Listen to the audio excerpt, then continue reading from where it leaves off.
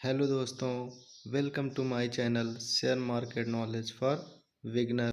इस चैनल के माध्यम से basic knowledge of share market के बारे में बताया जाएगा। खासकर उन लोगों के लिए हमने ये चैनल बनाया है जिसको शेयर मार्केट के बारे में कुछ नहीं पता है। स्टार्ट करने से पहले मेरे चैनल को लाइक करें एंड सब्सक्राइब करें।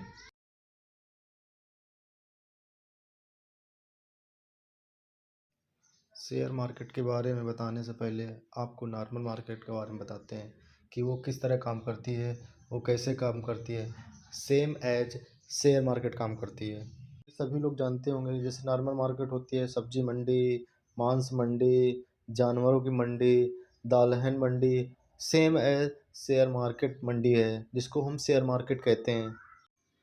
नाउ अब हम बात करते हैं शेयर मार्केट में शेयर क्या होता है। What is share? Share mean हिस्सा होता है। किसी कंपनी के साथ पार्टनरशिप करना वो हमारा शेयर कहलाता है। किसी कंपनी में शेयरों की संख्या लाखों या करोड़ों में होती है। किसी कंपनी में शेयरों की संख्या बहुत ज़्यादा होने के कारण अगर कोई व्यक्ति किसी कंपनी से शेयर खरीदता है तो बहुत ही कम ही हिस्सा खरीद पाता है। क्योंकि वहाँ शेयरों की संख्या लाखों या करोड़ों में होती है तो कोई व्यक्ति, चूँकि एक अगर शेयर की कीमत अगर रिलायंस की देखा जाए तो वो करीब 2200 या 2300 रुपये चल रहा है, तो वहाँ करोड़ों अरबों में शेयरों की संख्या होती है तो हम बहुत ही कम ही पार्ट या हिस्सा उस कंपनी में खरीद पाते हैं। अब हम बात करते हैं कोई भी कंपनी शेयर अपने क्यों इशू करती है। जब किसी कंपनी को ग्रोथ करना होता है तो वह कंपनी शेयर इशू करती है पब्लिक को। मान लीजिए कोई कंपनी ABC है जिसकी मार्केट कैप 50 लाख है। अब इस कंपनी को ग्रोथ करना है, उस कंपनी को 40 लाख रुपए की और ज़रूरत है, तो वो कंपनी शेयर इशू करती है पब्लिक को। यहाँ कुछ लोग ये भी सोच रहे होंगे कि 40 लाख रुपए तो कोई भी कंपनी बैंक से भी ले सकती है, किसी यार दोस्त से ले सकती है, बट यहाँ ऐसा नहीं है। अगर मान लो यहाँ तो एग्जांपल के लिए हमने 40 लाख रुपए है, अगर यहाँ 1 करोड़ होता, 2 करोड़ होता है या फिर इससे भी ज़्यादा अमाउंट होता तो बैंक देती, यार दोस्त देते? नहीं देते। इतना सारा अमाउंट कोई नहीं देता, इसलिए कंपनी अपने शेयर इशू करती पब्लिक को।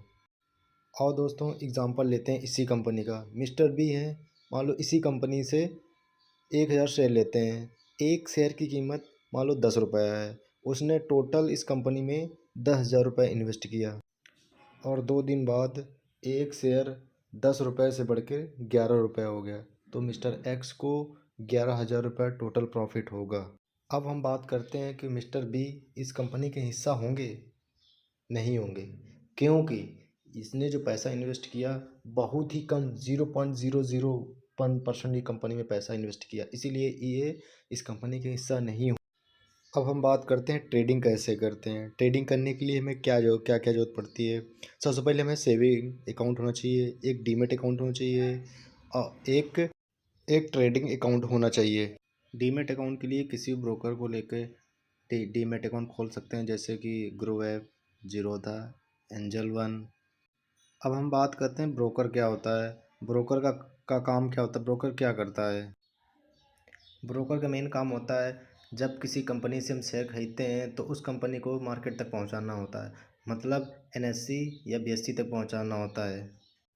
और ब्रोकर कंपनी के शेयर को NSE BSE तक पहुंचाने के लिए कुछ चार्ज लेता है जिसको ब्रोकरेज चार्ज कहा जाता है।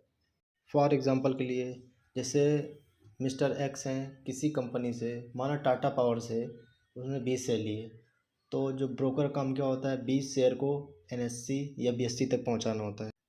यहाँ ब्रोकर ने टाटा पावर कंपनी के 20 शेयर NSE और BSE तक लाए। माना कि ब्रोकर ने 20 शेयर को NSE और BSE तक लाने में 0.13 चार्ज लिया, तो ये उसका ब्रोकरेज चार्ज हो गया ब्रोकर का।